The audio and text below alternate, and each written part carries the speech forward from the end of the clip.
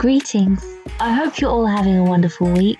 Welcome back to MyfanwyNia studio here in Leitrim's Iron Mountains. If you're new here, my name is Harriet, and today I am sharing another short watercolor time-lapse in my sketchbook. This painting is again one of the prompts from Kitschy Floss's February Instagram art challenge, which is called Heart and Flowers. I will leave a link below the video to her inspirational prompt list if you would like to check that out. This challenge has been really fun every day, creating themed hearts based on the prompts. Now we are into March, I will miss it. This footage is from day 25 and the prompt was cartoon. I thought it would be fun to do a little bit of fan art, so I decided to choose a Cartoon Network show that we are all big fans of in my house, the Powerpuff Girls. I started the initial sketch with an orange Faber-Castell aquarelle watercolor pencil. Then I softened the line work with just water, pulling out the pigment from the marks. I wanted to create some skin tones and make them mottled to stylize the flat color of the original cartoon. So I tried not to use too saturated of a pigment because that would affect any colors that I placed on top. So I blended tones of burnt umber, yellow ochre, and grey mauve, being mindful of where I placed contrasting tones around the different shapes within my undersketch, which was just about visible to me at this stage. I want this layer to be completely dry before I start adding any details or fleshing out the next layers of coloured areas. The style I am using is to focus the saturation of colour close to the line work and wash it out into the middle of each shape within the painting. I am new to the concept of fan art, and I am using a reference for this artwork. I really wanted to stylize the feel of this piece a little more painterly and bring my own transcription to it. The sketch was relatively easy to copy, as the original lines of the Powerpuff Girls are so simplistic. In the language of art history, a transcription is when you take a painting or an artwork and draw from it to understand how it is made. It isn't replicating it verbatim. Instead, you are distilling the image and taking from it what you want and leaving the rest behind. And it is a tool that artists have used for centuries. But transcriptions are a classic art school hang-up. You might be learning about an artist's process, but you aren't necessarily learning about yourself as an artist. Due to the nature of fan art, there are many debated facets of the topic.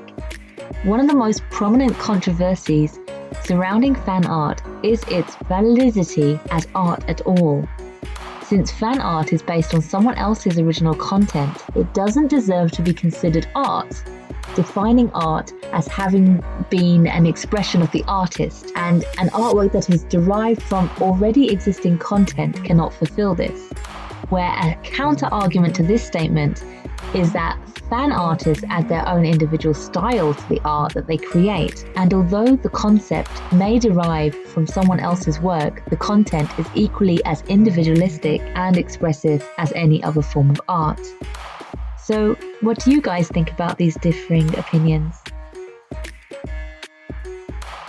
Creating fan art, like I said, is a new concept to me, and from my basic understanding, it's not illegal to make it, but it's illegal to sell it without proper licensing from the owner of the original character's copyright.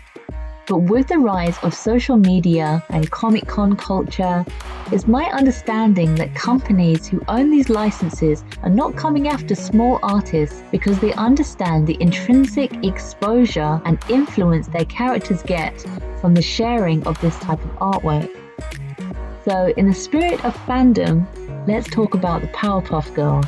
The Powerpuff Girls first aired 22 years ago, which makes me feel rather old because I almost was out of secondary school when it first aired in 1998.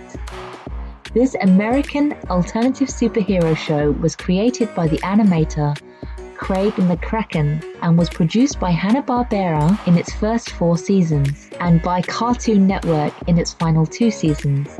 Craig McCracken was born March 31st in 1971, and he is also one of the animators of Foster's Home for Imaginary Friends and Disney's Wonder Over Yonder and Kid Cosmic. He started working for Cartoon Network in 1992 on Two Stupid Dogs and Dexter's Laboratory when he created the Powerpuff Girls, which was previously a college short named Whoop-Ass Stew. The show centers on Blossom, Bubbles, and Buttercup, three preschool or kindergarten-aged girls with superpowers.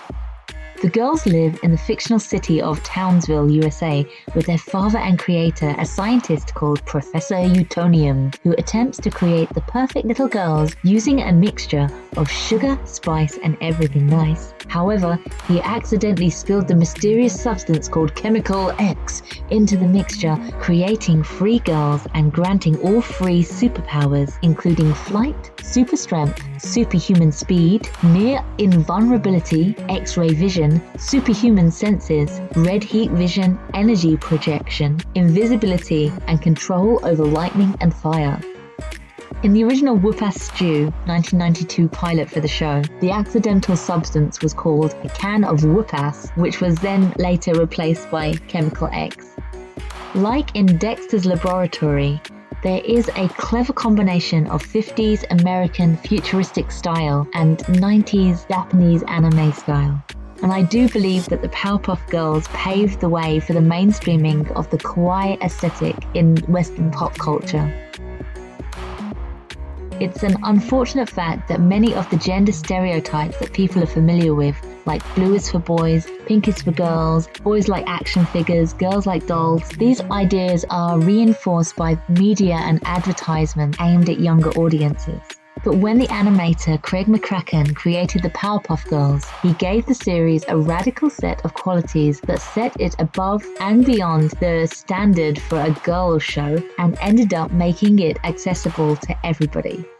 The Powerpuff Girls are always ready for action, with Dragon Ball Z fighting sequences and fast flying sequences where the background is just a blur.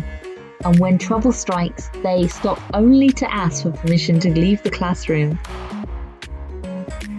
The show has brilliant yet often subtle character development. The happy, lonely Professor Utonium, the father to the three superpowered girls, who he gives love and support and discipline to. But then he occasionally reveals his worries and concerns about the dangers of them crime fighting and his own feelings of loneliness and the burdens of being a single parent. The girls also have very distinct personalities. Blossom is a self-appointed leader who is very smart for her age and has the ego to match. Buttercup, who's a tomboy and cannot wait until she is old enough to go out after dark. And then Bubbles, who behaves like a normal 5-year-old girl, following, singing, and trying to keep the peace. The adorable heroines experience friction that most siblings do, but their love and united fight against evil keeps them all together. The other supporting characters include both the good citizens of Townsville and the villains, whose art styles and characters are so diverse, the kind and sexy mayor's assistant, and the arch nemesis, evil Mojo Jojo, all interesting and complex as the Powerpuff Girls themselves. Even if a scene begins with a random monster attacking the city, you can be sure that there's more to the story, and another piece of the relationship puzzle will be played out before the end of the show. Here's a fun fact. Cartoon Network Japan made an anime version of the series Powerpuff Girls Z in 2006, which has a classic Sailor Moon style transformation sequence in it and is worth checking out if you are a fan of the original show. After I finished the details on the characters, I felt the heart was a little bit lost, so I wanted to make it bigger and more visual. So I added purple glassy bead-like frame around the original heart, making it slightly bigger. I used a circle stencil to quickly get the size consistent around the heart shape. Overall, this little painting took me around 3 hours to complete, and I am really pleased with how it came out. It's very different to me than my usual characters, and I thoroughly enjoyed visually exploring this style of cartoon. We are coming to the end of my time lapse now. I hope you enjoyed it. If you've made it this far, thank you so much for watching. Do have an inspiring week, and I hope to see you all again soon for another video. Bye-bye!